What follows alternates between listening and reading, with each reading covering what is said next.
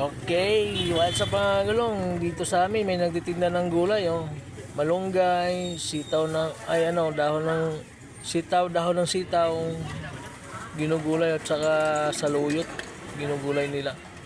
Yung binibenta 10 piso lang yan, isang bugkos. Ayan, gaya yan, 10 piso. Yung malunggay, isang bugkos, 10 piso. Yan, 10 piso yan, yung inahawakan niya ganyan. Marami yan. Oh. Pag gusto mong kumain ng gulay, yan, sariwa. Galing talaga yan sa taniman niya, hinarvest niya. Araw-araw yan, meron ganyan. Yan, bit-bit ng alay, oh. Oh. Dami, pakyaw niya yung talbos, oh. Doon, papasok siya doon, kukuha siya ng ganyan, mga paninda. Yan, oh. Gate na malaki.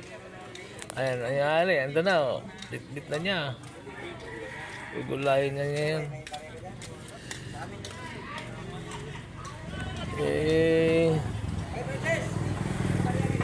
Dito kasi, kailangan mong bumili ng gulay dito sa amin. Pag nandito ka, mura lang kasi. Pero mo 10 piso. Napakarami na. Presko pa.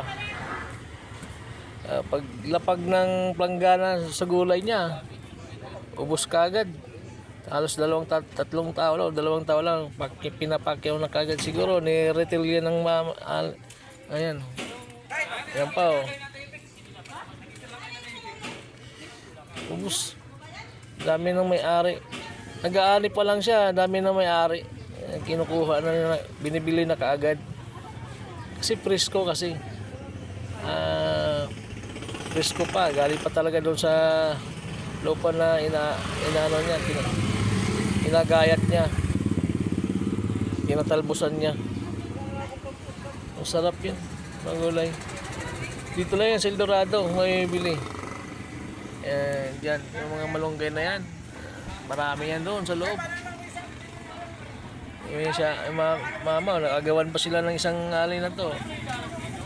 Yung mama at yung alay, nagawan sila sa paninda. Kasi mabinta yung kanyang paninda eh. Gawa ng mura lang eh. Ang tao talaga kanya-kanyang diskarte. Basta magkapera. Basta nasa mabuting paraan lang. Kaya tayo mga driver, biyahe lang tayo ng biyahe. Hanggat mayroong pasahero. Okay ba yun mga kagulong? Basta hindi lang tayo manloko sa ating mga kapwa pasahero, sa mga pasahero natin eh. Hindi tayo makakarmahin.